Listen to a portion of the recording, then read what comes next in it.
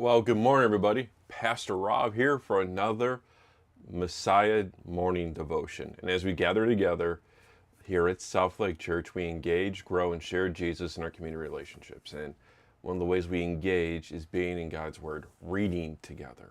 And so, Saturday mornings over at Noah's Ark Cafe in Bay Cliff at 8 a.m., we meet together and just talk about our readings for the past week through what's called Immerse.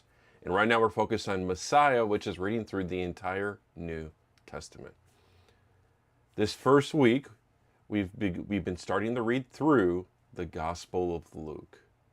And as I mentioned yesterday really focused on the healings of Jesus. Today's reading is really focused on Jesus' parables. And so it's just interesting. I don't think there's a rhyme or reason to it, just an interesting thought that today Jesus did a lot more teaching. And what stood out to me today, from today's reading, is that I think Jesus would irritate me as a teacher. Yeah. And what I mean by that is that the people coming to ask him questions, he either responds with another question, or he does a parable where you have to take time to think about what does it mean versus giving a straight answer. The other piece of this is we read how multiple people go up to Jesus that are excited, maybe because they saw his healings. Maybe they saw him preach with others that said that they want to follow him. And time again, Jesus pretty much called them out and said, your heart, your mind is not ready to be a follower. But if you were to deal with these issues in your life, come follow me. And I just listened to that. It's just like, wow, maybe I'm too shallow. I want as many people to be around me, talk to me, how's it going? Jesus makes a point. It's not about popularity. It's not about the numbers. It's about where your heart, your mind are at. So, which is also probably why he's a great teacher. But anyway, so that's what stood out to me. Questions that I had from today.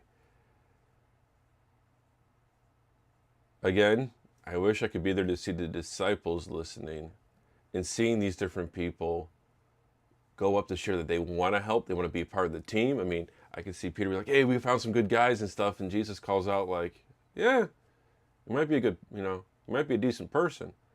But for example, and the one that's always messed with people, Jesus says, the man who says, well, first, Lord, I need to first bury my father.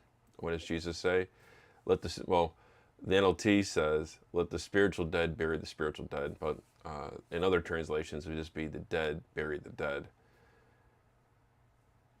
Jesus is getting at, if you're going to follow me, come follow me.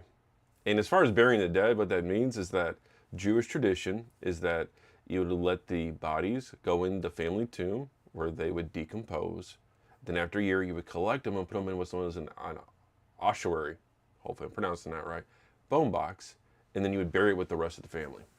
And so potentially what this person is saying, like, hey, Lord, I need about a year to finish out, get all the details, and then I can follow you. Well, what's Jesus' point? Your father's died. Come follow me. Don't use excuses of all the estates, all the planning to then say, you know what, once I get my affairs in order, then I'll follow you. So anyway, this is interesting. I wish I could see the expressions on the disciples' face. I think it's typically a question I have of all this. What does it say about God? I think it goes back to what stood out to me. That is to say that I might be so focused on, are people checking out, watching this video? Are people checking out South Lake? Are people doing all kinds of things that involves myself or the church? That means I'm winning. And what we see from Jesus, the priority isn't about numbers. It's about getting back to people's hearts and minds. And I think it's one of the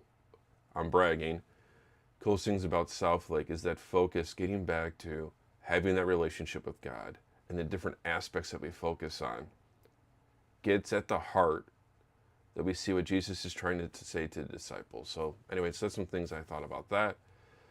As far as how I feel about God. And then last, what does that mean for me this week? Yeah, so I've said it a few times now.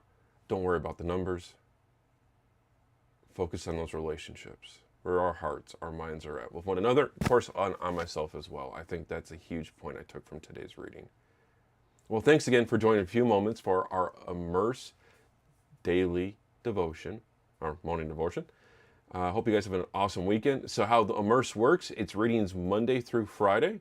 So I'll do a little shout out tomorrow as we're at Noah's Ark. We'd love for you to join us. And again, even if you haven't read, just be part of the conversation, and we'd welcome you to be a part of it. So again, thanks again, guys, for being here. I hope you guys have an amazing day.